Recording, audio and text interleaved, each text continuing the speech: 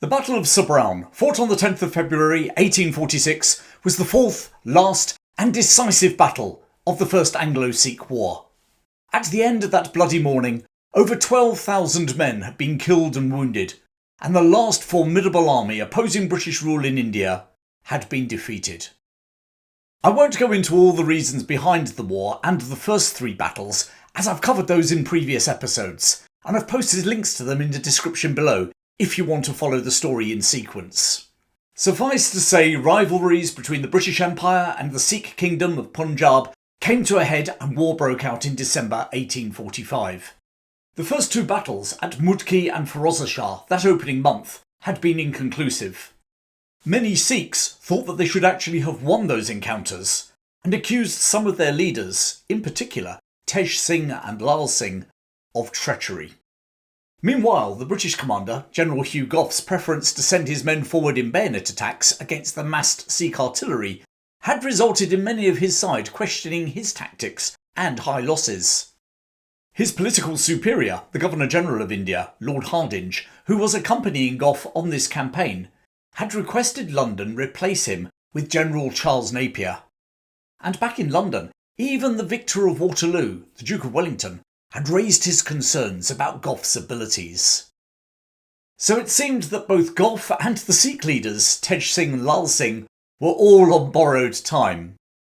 But then on the 29th of January 1846, Gough's subordinate, General Sir Harry Smith, had finally produced a clear victory at the Battle of Alliwal.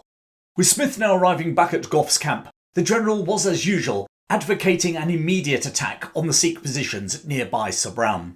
Governor-General Hardinge once again pulled rank and insisted that Gough wait for the arrival of heavier guns to take on the Sikh fortifications, which, based upon the casualties that Gough had managed to clock up in the opening two battles against less fortified positions, was probably a wise move. Admittedly, the reason that the veteran of the Peninsular Wars didn't actually have those guns already was because Hardinge had previously decreed that they weren't necessary. Politicians, eh? Nevertheless, within 2 weeks the guns had arrived at Gough's encampment, along with further reinforcements of infantry and cavalry, and Gough moved on to Sobraon. His army now stood at 20,000 men, including 7 regiments of British Redcoats plus cavalry, and 18 regiments of infantry from the East India Company's army, along with 9 regiments of their cavalry. Opposing them, the Sikhs had 30,000 men and 70 guns in their fortified position on the banks of the Sutlej River. Their defences consisted of 3 lines of fortified entrenchments in a semicircle measuring roughly 2 miles in length, with their back to the river. Unfortunately for the Sikhs of the Khalsa, a plan of these fortifications had been passed to the British political agent Henry Lawrence by none other than one of their own senior commanders, Lal Singh, who, by the way, was now going to absent himself from the forthcoming fight. At least the other suspect leader, Tej Singh, was at Sobraon, although he was spending most of his time in prayer rather than readying his army. However, there were some Sikh generals who did take their duty and their patriotism seriously, not least the veteran warrior Sham Singh Atariwala. In his early 60s, he had served in the Khalsa for the past 40 years and had participated in the wars waged by the highly successful Sikh Maharaja of Punjab, Ranjit Singh. The morning of the 10th of February 1846 began with a thick fog covering the British and Khalsa positions at Sobraon. Gough had been moving his army into position since 3 a.m, and finally at around 6 o'clock the fog lifted and the regular British redcoats and the massed ranks of sepoys could see the enormous earthworks that Gough expected them to storm. Behind the earthworks were the ranks of the Khalsa, and behind them the Sutlej River. After 3 days of heavy rainfall, the river had swelled to a torrent, placing a strain on the pontoon bridge that connected the fortifications with the Punjab side. The battle began with the British 30 heavy howitzers and 5 18-pound guns opening fire. For the next 2 hours they engaged in a duel with the Sikh guns, but to little effect. Then at around 8:30 a.m, Gough was informed that his artillery were down to just 4 rounds per gun.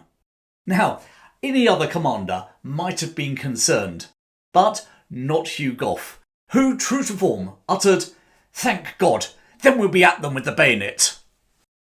2 divisions under the Victor of Alliwal, Sir Harry Smith, and Major General Sir Walter Gilbert were ordered to make a diversionary attack on the Sikh left, whilst Major General Robert Dick led the main attack on the Sikh right. One of the defenders, Hukam Singh, recalled the 10th Regiment of Foot, the Lincolnshires, advancing towards him. "Nearer and nearer they came," he said, "as steadily as if they were on their own parade ground, in perfect silence. A creeping feeling came over me. This silence seemed so unnatural." Singh was used to shouting war cries, but these men advanced without a word. He continued, "They appeared to me as demons, evil spirits bent on our destruction."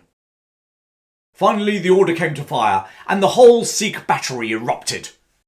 "The smoke was so great," said Hukam Singh, "that for a few minutes I could not see the effect of our fire, but fully expected that we had destroyed the demons. So, what was my astonishment, when the smoke cleared away, to see them still advancing in perfect silence, but their numbers reduced to about 1/2. Loading my cannon, we fired again and again into them, making a gap or lane in their ranks. And then with a shout, they made a rush for our guns, led by a colonel. In 10 minutes it was all over. They leapt into the moat in our front, soon filling it, and then they swarmed up on the other side on the shoulders of their comrades, dashed for the guns, which were bravely defended by a strong body of our infantry. But who could withstand such demons with their awful bayonets, which they preferred to their guns, for not a shot they fired the whole time. And then, with a ringing cheer, which was heard for miles, they announced their victory." Unquote. The British under Major General Dick had breached the Khalsa defences, but the Battle of Sobraon was far from over. Whilst Tej Singh seemed to be spending the battle in his tent praying, and Lal Singh was, well, somewhere on the other side of the river, there were Sikh generals willing to fight the British. Rallying their men, they now charged at Dick's exhausted troops. In bitter hand-to-hand fighting, trench by trench, the British were forced back. In an effort to alleviate the pressure on Dick's men, General Gough now ordered Smith and Gilbert to convert their feints on the Sikh left into a full-blown frontal assault. However, having cleared the British from their right flank, the Sikhs were now able to rush reinforcements to counter this new threat. Everywhere the defence by the Khalsa was so fierce that even Gough in his dispatches felt that it might have been impossible to take the positions. On the left, Sir Harry Smith said, "Such hand-to-hand work I have never witnessed. For some 25 minutes we were at it against 4 times my numbers, sometimes receding, sometimes advancing. His British and sepoy troops were desperately trying to scramble up the ramparts, but were driven back by muskets and razor-sharp tulwar swords. No quarter was asked, and none was given. At one stage, as the British fell back after yet another failed attempt, the Sikhs were seen hacking at the British wounded. This seemed to galvanise the British to renew their attack. Smith recalled that the 31st and 50th Regiments of Foot fought like devils, whilst the Gurkhas took on the Sikh tulwars with their equally fearsome kukris. Finally, Sergeant Bernard McCabe of the 31st was able to plant the regimental colour on the ramparts. Meanwhile, back on the Sikh right, the divisional commander, Sir Robert Dick, reorganised his men and renewed his attack too. Once more scaling the fortifications, they again engaged the Khalsa in fierce hand-to-hand fighting, British bayonet against Sikh swords, during which Dick was killed leading his men. The fighting lasted all morning, but things were now about to turn horribly wrong for the Khalsa. Gough ordered his engineers to blow a small hole in the ramparts, through which the 3rd Light Dragoons under General Sir Joseph Thackwell trotted. Thackwell, who had lost his left arm leading a cavalry charge at Waterloo, now turned to the Dragoons and charged down the Sikh lines. Whilst Tej Singh had, once more, deserted the battlefield, fleeing across the pontoon bridge, his men were now engaged in a fight for their lives. Sir Harry Smith described it as a brutal bulldog fight. Veteran Sikh General Sham Singh Atariwala led a determined last stand. A British officer later marvelled that, quote, Singh repeatedly rallied his shattered ranks, and at last fell a martyr on a heap of his slain countrymen. Finally, with their leaders dead or fled, the Sikh resistance crumbled into a rout. Thousands rushed for the pontoon bridge, spanning the 400 yards across the frothing Sutlej River. Later rumours suggested that Tej Singh had sabotaged the pontoon. But whatever the cause, Lord Hardinge's son recalled what happened next. Quote, "I saw the bridge at that moment, overcrowded with guns, horses and soldiers of all arms, swaying to and fro, till at last, with a crash, it disappeared into the running waters, carrying with it all those who had vainly hoped to reach the opposite shore. The river seemed alive with a struggling mass of men.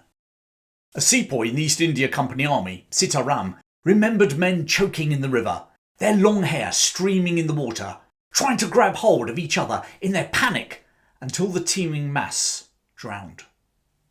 The British and sepoy infantry and artillery continued to fire until, as one British witness said, the Sutlej River looked like a red stew." It's claimed that anywhere up to 10,000 Sikh soldiers may have died that morning. Sobraon proved to be the last battle of the war. The power of the mighty Khalsa had been broken. Back in Britain, Gough was now the hero of the hour. Raised to the peerage, he even received a letter from, of all people, the Duke of Wellington, congratulating him on his military leadership. But it had not come easy.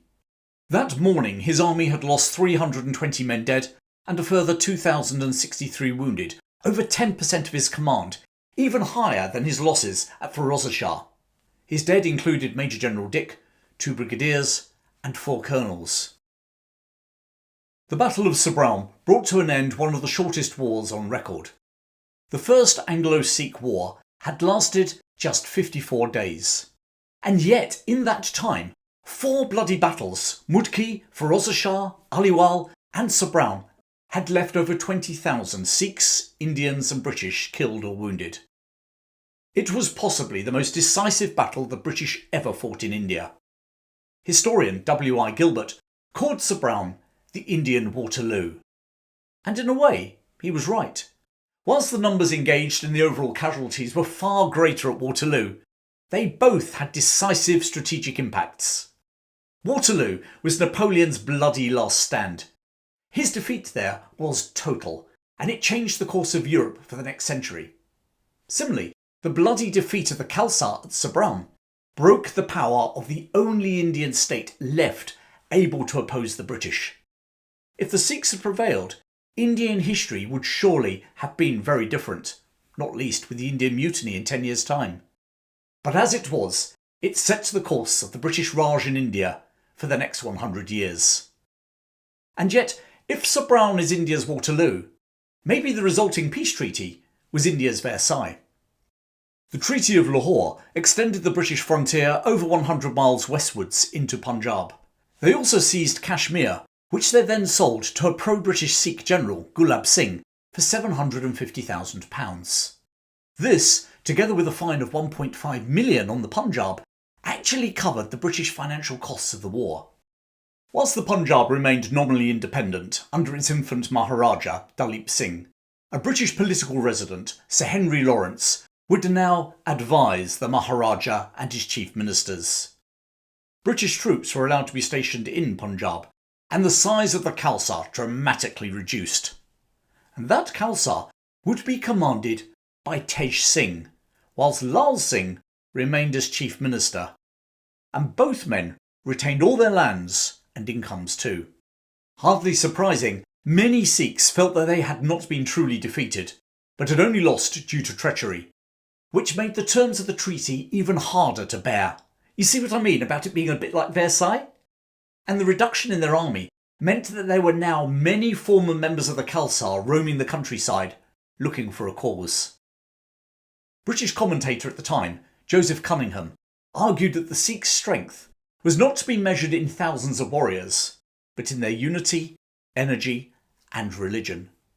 Whilst General Charles Napier, the man who'd been lined up to replace Gough after Mudki and Ferozeshah, wrote, "This tragedy must be reenacted a year or two hence. we shall have another war. Both men were to be proved right.